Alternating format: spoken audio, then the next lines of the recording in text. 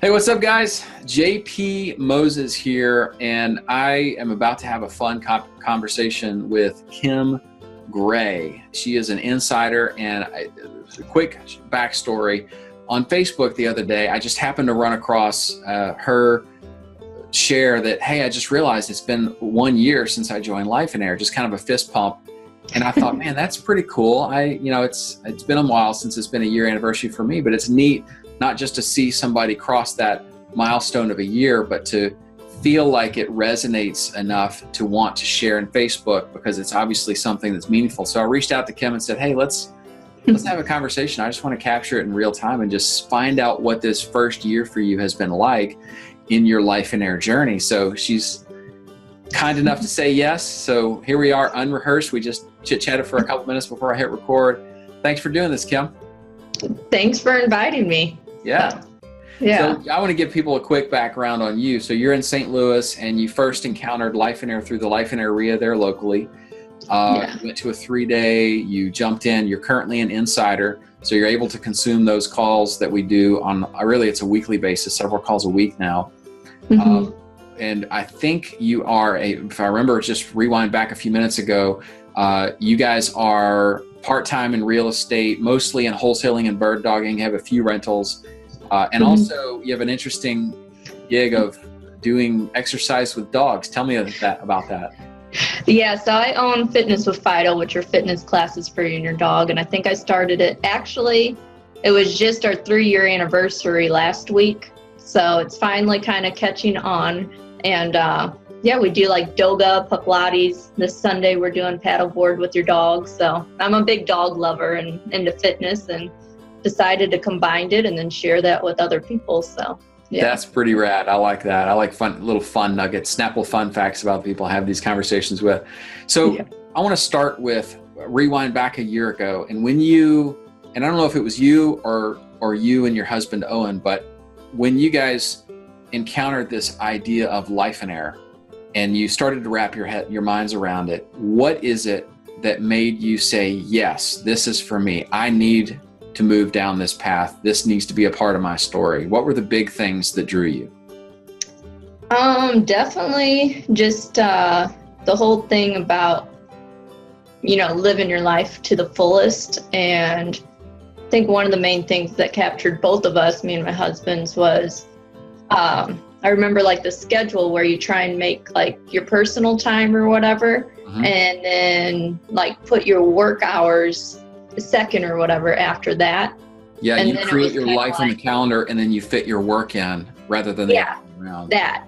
And mainly doing that, and not the whole 40-hour work week, was the big thing. And like we're both kind of minimalist, I don't really care about name brand stuff or anything. And it's always like, I've never heard of Lifeoanire before. It was always Millionaire, and that never really resonated with me too much. And then when I heard Lifeoanire, I'm like, well, that's what I'm trying to do now is, live my life to the fullest, and then, put the work afterwards, and, everything will kind of start falling into place. So it sounds like it kind of gave definition and some level of structure to values that you already had inside, but they were just not as precise necessarily. Yeah, I definitely say structure is the word. Yeah. That helped. Yeah. So you kind of a little road. So you got exposed to the whole idea. You immersed yourself for 3 days. You started crafting your own vision.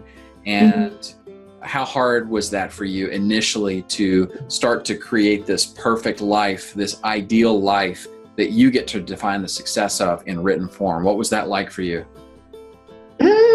At first it was just kind of... Did it feel hard or easy and intuitive, or anywhere in between? I'd say it's somewhere in between. It felt, more easier writing it down. And then I would say, it's mainly, practicing this stuff every day to make sure you stay focused and, listening to positivity or being around positive people and keep growing. That's the harder part is, after you leave the seminar is keep doing it, and going towards those goals that you made and making new ones. I think one of the magic pieces to me of the 3-day immersion experience, and the e-training also kind of duplicates that, is taking this idea and dissecting it and making it something that can be done step by step, of you kind of reverse engineering what your life is going to be based on your own definition of success, not the world's, not everyone else's around you. And you said the word a minute ago, adding structure to that rather than just give it a good go and keep at it and it'll happen. Yeah, I definitely think it's, it's a main thing not to kind of compare your life to others, but use it, more as inspiration. So you're not like feeling down or anything, but you want to keep, reaching a higher level. But it's important not to be like, oh, they're making more money than me, or they're traveling more. So, that's a hard thing not to get in your head. Yeah. So, yeah. Since you did that, since adding that definition and structure, I guess, to those values and starting to create a life wrapped around that, what has the last year been like for you? Why is the last year so meaningful in terms of what did you gain from your Lifeoanire journey that has made a significant impact in either your trajectory or the pace of your success? I don't know, I guess a little more harmony, or a little bit more peace of mind, and not be so much in the hustle mood, and like not just be like, oh, I gotta, work. It's a matter of, enjoying the day, I mean, it's hot here in St. Louis today, but, I was outside in the morning playing with the dogs. So, just making time for that, and making sure I can, like through the rental and getting rental properties, so I can get that passive income to make more time. So when I have kids, I can have, time with them to play, or, whatever. So, yeah. What do you feel you gain from the ongoing coaching in the Insiders, in terms of whatever calls you're able to consume after the fact or participate in? What value do you get out of those? I'm just curious over the last year. I think just listening to them, and, a lot of times I might just listen to them and not really, jump in on the call or whatever, because I'm, a lot of times if I'm driving or something.